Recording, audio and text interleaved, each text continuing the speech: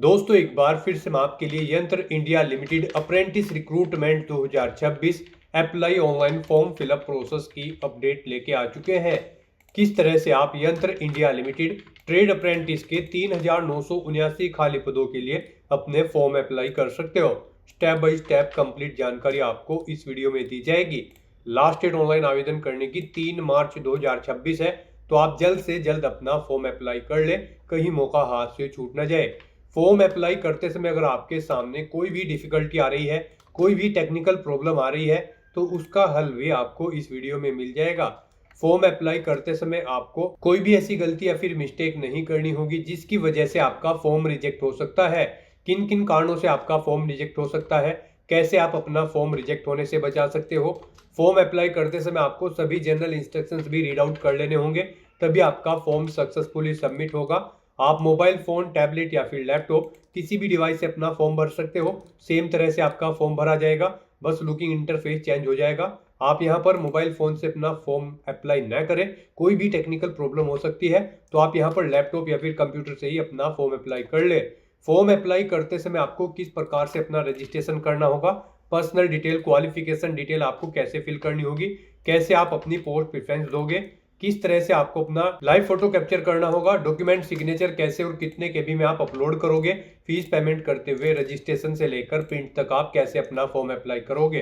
पूरी जानकारी के लिए आपको ये वीडियो शुरू से लेकर एंड तक बिना स्किप किए हुए देखनी होगी। इस वीडियो को पूरा देखने पर ही आपके सभी सवाल और डाउट क्लियर होंगे।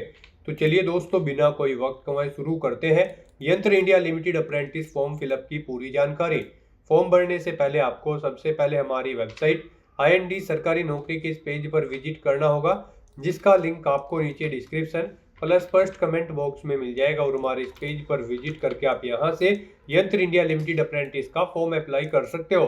यंत्र India limited YIL Indian ordnance factory भारतीय आयुध निर्माणी के अंतर्गत भर्ती निकली हुई है। ट्रेड अप्रेंटिस के लिए 3,979 वैकेंसीज निकली हुई है। ITI अप्रेंटिस के लिए 2,843 पद है। नॉन ITI अप्रेंटिस के लिए 1136 पद है। लास्ट डेट ऑनलाइन आवेदन करने की 3 मार्च 2026 है। नॉन ITI अप्रेंटिस के लिए 8,200 सैलरी है। ITI अप्रेंटिस के लिए 9,600 है। क्वालिफिकेशन की बात की जाए तो 10वीं पास प्लस ITI से आप अप्लाई कर सकते हैं ITI अप्रेंटिस के लिए, और नॉन ITI अप्रेंटिस के लिए केवल 10वीं पास कैंडिडेट अप्लाई कर सकते हैं। 14 से 35 वर्ष आयु सीमा है। जनरल OBC के लिए 200 रुपये फीस है। SC ST PH ex serviceman women के लिए 100 रुपये फीस है, जो कि आप ऑनलाइन मोड से पेमेंट कर सकते हो। बिना परीक्षा की भर्ती है, मेरिट बेस पे सिलेक्शन होगा। ऑनलाइन आप ऑल इंडिया से अप्लाई कर सकते हो। recruit-gov.com पोर्टल से ये इसकी ऑफिशियल वेबसाइट है। इंपोर्टेंट लिंक सेक्शन के अंतर्गत ऑफिशियल नोटिफिकेशन PDF लिंक पर क्लिक करके आप इसकी PDF डाउनलोड कर सकते हो। यहाँ पर आपको ऑनलाइन रजिस्ट्रेशन से रिलेटेड डेट देखने को मिल जाएगी। एसेंशियल क्वालिफिकेशन आप चेकआउट कर सकते हो ITI नॉन ITI के लिए। उसके बाद में वैकेंसी डिटेल आप चेकआउट कर ले। हाउ टू अप्लाई का ये प्रोसीजर आपको दिखाया गया है। साथ ही साथ यहाँ पर आपको इसमें क्वालिफिकेशन की डिटेल देखने को मिल जाएगी। सिलेक्शन क्राइटेरिया की इन्फॉर्मेशन आप चेकआउट कर ले। क्वालिफिकेशन के साथ में सैलरी की जानकारी, एज लिमिट की इन्फॉर्मेशन आपको यहाँ पर दे दी गई है। फीस पेमेंट की कंप्लीट इन्फॉर्मेशन आप चेकआउट कर ले। कुछ जनरल इंस्ट्रक्शंस दिए गए हैं, इनको आप फॉलो कर सकते हो। वैकेंसीज की भी आपको स्टेट वाइज यहाँ पर और ऑर्डिनेंस फैक्ट्री वाइज और trade wise category wise vacancies की कंप्लीट इन्फॉर्मेशन इस PDF के एंड में देखने को मिल जाएगी। तो फॉर्म अप्लाई करने से पहले आपको ये ऑफिशियल नोटिफिकेशन की PDF पूरा पढ़ना अनिवार्य है। इसको पूरा पढ़ने से ही आपके सभी सवाल और डाउट क्लियर होंगे। PDF रीड आउट करने के बाद में आपको अप्लाई ऑनलाइन के इस लिंक पर क्लिक करना होगा, तो आपके सामने ऑनलाइन आवेदन करने का ये ऑफिशियल पोर्टल ओपन हो जाएगा। गाइड यहाँ पर आपको इस फॉर्म को अप्लाई करने से पहले सभी जनरल इंस्ट्रक्शंस दे दिए गए हैं कि कैसे आप अपना रजिस्ट्रेशन कर सकते हो, और अन्य डिटेल्स आपको सभी यहाँ पर प्रोवाइड कर दी गई है। आपको सभी डिटेल्स यहाँ से केयरफुली चेकआउट करनी है। इस पेज को नीचे स्क्रॉल डाउन करना है, और यहाँ पर अगर आपने पहले से रजिस्ट्रेशन कर रखा है तो आपको इस चेकबॉक्स को ओके करना है। ऑलरेडी रजिस्टर्ड की स्टेप पर क्लिक करना है। उसके बाद आपके सामने कुछ इस तरह से इंटरफेस ओपन होगा। अब यहाँ पर आपको अपनी रजिस्ट्रेशन ID एंटर करनी है, अपना पासवर्ड आपको एंटर करना है, ये कैप्चा कोड आपको यहाँ पर एंटर करना है, और लॉगिन की स्टेप पर क्लिक करते हुए आपको लॉगिन करके अपना फॉर्म अप्लाई कर लेना है। और अगर आप इस भर्ती के लिए फर्स्ट टाइम अप्लाई करने जा रहे हो तो सबसे पहले यहाँ पर आपको अपना रजिस्ट्रेशन करना होगा। उसके लिए गाइज आपको न्यू रजिस्ट्रेशन की टैब दी गई है, आप इस पर क्लिक करें, आपके सामने रजिस्ट्रेशन का फॉर्म ओपन हो जाएगा। यहाँ पर अब आपको अपनी बेसिक इन्फॉर्मेशन प्रोवाइड कराते हुए अपना रजिस्ट्रेशन करना है। सबसे पहले यहाँ पर आपको अपना नाम एंटर करना है अपनी 10वीं की मार्कशीट के अकॉर्डिंग, फिर आपको अपने फादर या हस्बैंड का नाम एंटर करना है, अपनी मदर का नाम एंटर करना है। उसके बाद आपसे पूछा गया है आप नॉन ITI के लिए अप्लाई करना चाहते हैं या फिर एक्स ITI, आप अपने अकॉर्डिंग ऑप्शन सेलेक्ट करेंगे। एक्स ITI के लिए अगर आप अप्लाई करते हैं तो ITI कोर्स का ड्यूरेशन यहाँ पर आपको सेलेक्ट करना होगा, ईयर और मंथ में, कितने ईयर और मंथ में आपने कंप्लीट किया है। और अगर आप नॉन ITI के लिए अप्लाई करते हैं तो फिर आपके सामने ये ऑप्शन शो नहीं होगा। उसके बाद आपको अपनी कैटेगरी सिलेक्ट कर लेनी है। फिर आपसे पूछा गया है कि क्या आप PWD कैंडिडेट हैं, अगर हैं तो येस ऑप्शन सिलेक्ट करेंगे। अपनी डिसेबिलिटी का टाइप सिलेक्ट करेंगे, उसकी परसेंटेज यहाँ पर देंगे, नहीं है तो आप नो ऑप्शन सिलेक्ट कर लेंगे। फिर यहाँ पर आपको अपना जेंडर सेलेक्ट करना है। उसके बाद आपको अपना मोबाइल नंबर यहाँ पर एंटर करना है और उसके बाद फिर आपको सेंड मोबाइल OTP के ऑप्शन पर क्लिक करना है। आपके मोबाइल नंबर पर एक OTP आएगा, वो OTP आपको यहाँ पर एंटर करके अपना मोबाइल नंबर वेरीफाई कर लेना है। फिर आपको अपनी ईमेल ID एंटर करनी है, सेंड ईमेल OTP के ऑप्शन पर क्लिक करना है। ईमेल पर भी आपकी एक OTP आएगा, वो OTP आपको यहाँ पर एंटर करके अपनी ईमेल ID को भी वेरीफाई कर लेना है। उसके बाद गाइज आपको ये कैप्चा कोड यहाँ पर एंटर करना है और फिर आई एग्री के इस चेकबॉक्स को ओके करने के बाद सबमिट के इस ऑप्शन पर क्लिक कर देना है। फिर आपके सामने कुछ इस तरह से पॉपअप शो होगा। यहाँ पर रजिस्ट्रेशन में आपने जो भी डिटेल प्रोवाइड कराई है उनका पूरा प्रीव्यू आपको शो कर दिया गया है। आपको सभी डिटेल्स केयरफुली चेकआउट करनी है। कहीं पर कोई मिस्टेक है तो आप एडिट के ऑप्शन पर क्लिक करके एडिट कर सकते हैं और अगर सभी चीज़ें ओके हैं तो बस यहाँ पर अब आपको कन्फर्म के इस ऑप्शन पर क्लिक करना है। इस तरह से यहाँ पर आपका रजिस्ट्रेशन सक्सेसफुली कंप्लीट हो जाएगा। आपको एक रजिस्ट्रेशन ID और पासवर्ड यहाँ पर प्रोवाइड करा दिया गया है।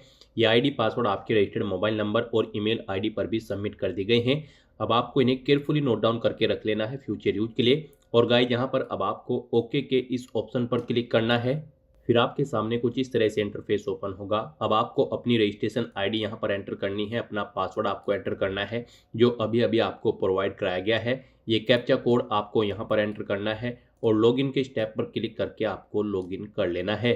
फर्स्ट टाइम लॉगिन करते हुए यहाँ पर आपको अपना पासवर्ड चेंज करना होगा। आपको अपनी रजिस्ट्रेशन ID यहाँ पर एंटर करनी है, अपनी डेट ऑफ बर्थ आपको सिलेक्ट कर लेनी है, अपना ओल्ड पासवर्ड आपको यहाँ पर एंटर करना है और फिर नया पासवर्ड यहाँ पर आपको क्रिएट करना है। इसके लिए आपको गाइडलाइन दी गई है, आपका पासवर्ड कम से कम 8 कैरेक्टर का होना चाहिए और ये अल्फा न्यूमेरिक फॉर्मेट में होना चाहिए। मीन्स आपके पासवर्ड में कम से कम एक अपर केस कैरेक्टर, एक लोअर केस कैरेक्टर, एक इंटीजर नंबर और एक स्पेशल कैरेक्टर जैसे कि @ हैश या फिर डॉलर होना चाहिए।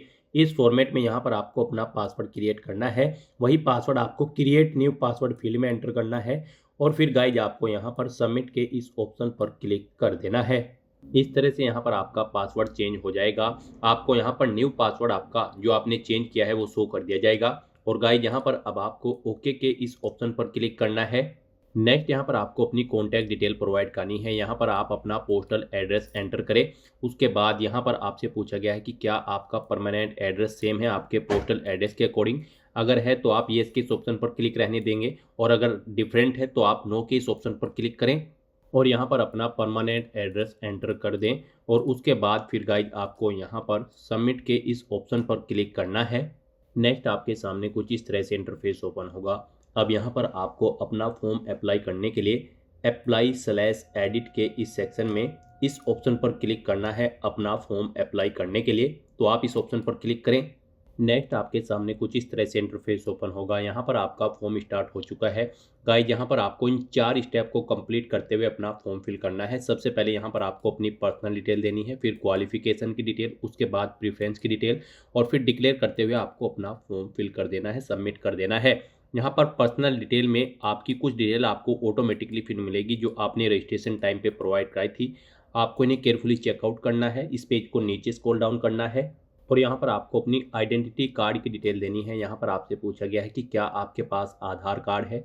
अगर है तो आप इस ऑप्शन को सिलेक्ट करेंगे, अपना आधार नंबर देंगे। आधार इनरोलमेंट ID है तो इस ऑप्शन को सिलेक्ट करेंगे, इनरोलमेंट ID एंटर करेंगे। और अगर आपके पास आधार कार्ड भी नहीं है, इनरोलमेंट ID भी नहीं है तो आप सेकंड ऑप्शन को क्लिक करें। यहाँ पर फिर आप अपनी कोई अन्य ID सिलेक्ट करें जैसे कि वोटर ID या फिर पासपोर्ट या फिर ड्राइविंग लाइसेंस और उसका नंबर यहाँ पर आप एंटर कर दें। उसके बाद यहाँ पर आपको अपना फ़ोटो और सिग्नेचर अपलोड करने हैं। इन्हें अपलोड करने से पहले आपको गाइडलाइन दी गई है, आपको इन्हें केयरफुली रीड आउट करना है और इसके अकॉर्डिंग आपको अपना फोटो और सिग्नेचर यहाँ पर अपलोड करने हैं। यहाँ पर आपका जो पासपोर्ट साइज फोटो होगा उसका साइज 3.5 सेंटीमीटर इंटू 3.5 सेंटीमीटर होना चाहिए और यहाँ पर ये जेपीजी या फिर जेपीईजी फॉर्मेट में होना चाहिए। 20 केबी से 70 केबी के बीच में होना चाहिए। सिग्नेचर यहाँ पर आपके 3.5 सेंटीमीटर इंटू 3.5 सेंटीमीटर में होने चाहिए। यहाँ पर एक वाइट पेपर पर ब्लैक या फिर ब्लू इंक पेन से आपको अपने सिग्नेचर करने होंगे। कैपिटल लेटर्स में आपको अपने सिग्नेचर नहीं करने हैं। जेपीजी या फिर जेपीईजी फॉर्मेट में आपके सिग्नेचर होने चाहिए। 20 केबी से 30 केबी के बीच में फाइल का साइज होना चाहिए।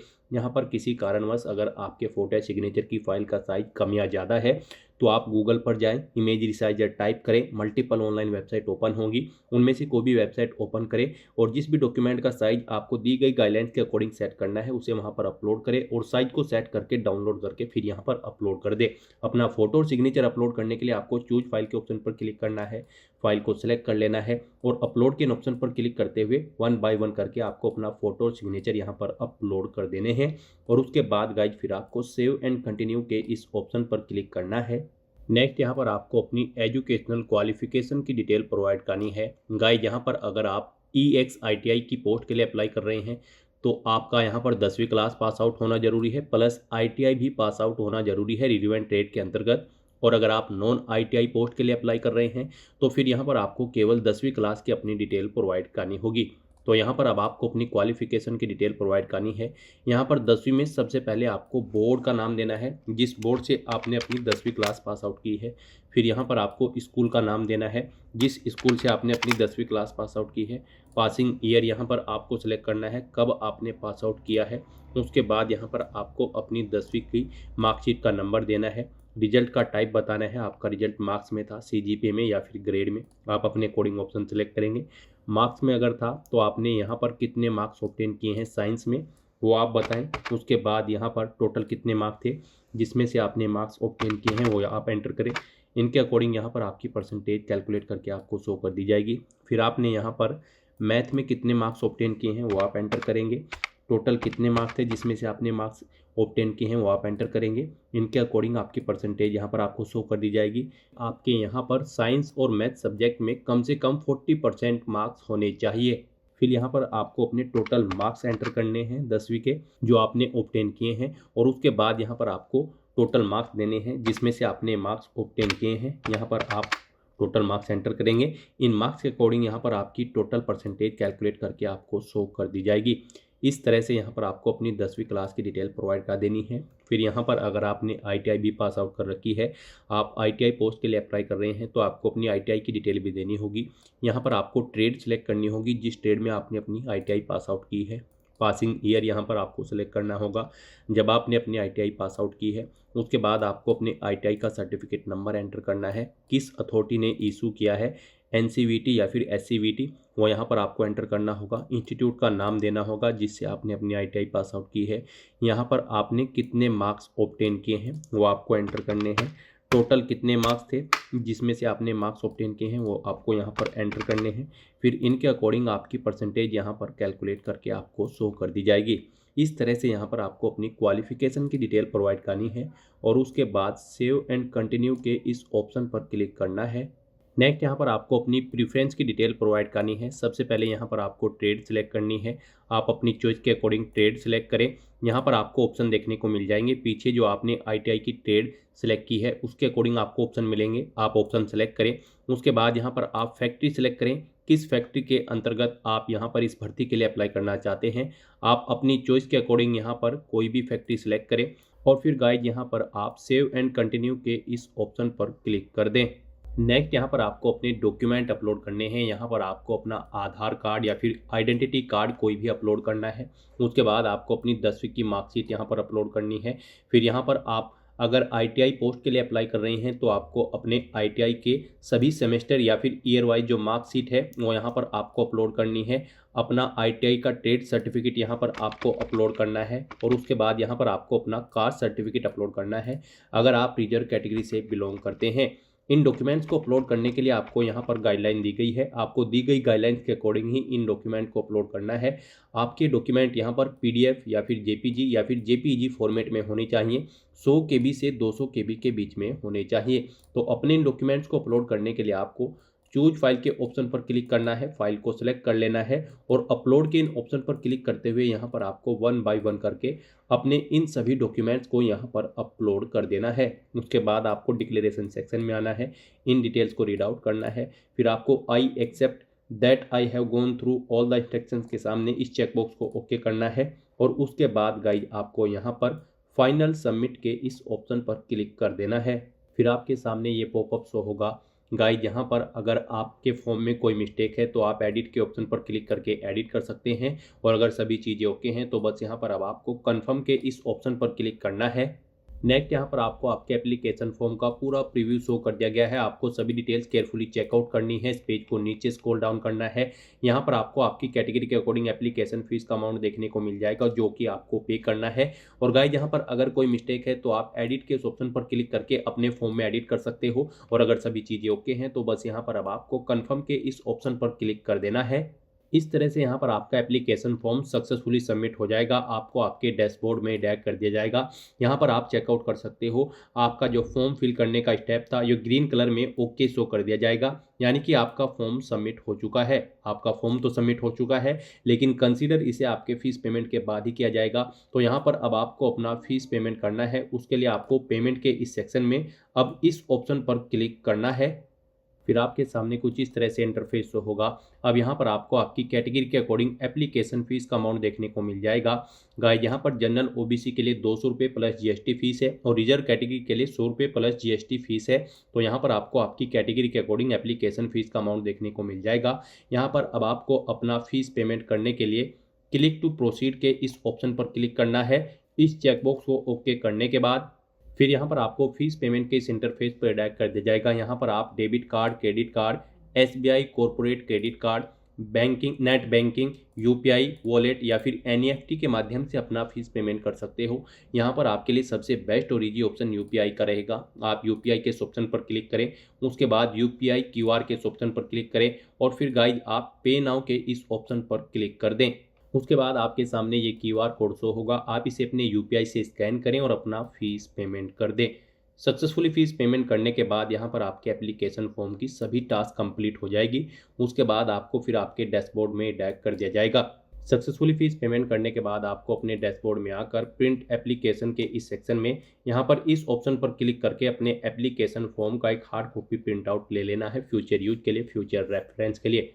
तो दोस्तों ऐसे आप यंत्र इंडिया लिमिटेड ट्रेड अप्रेंटिस की इस भर्ती के लिए अपने फॉर्म अप्लाई कर सकते हो बिना कोई मिस्टेक किए हुए। आज की इस वीडियो में बस इतना ही। आई होप ये वीडियो आपको पसंद आई होगी। अगर पसंद आई हो तो इसे लाइक और शेयर करें। चैनल पर नए हो तो इसे सब्सक्राइब कर लें। Thanks for watching.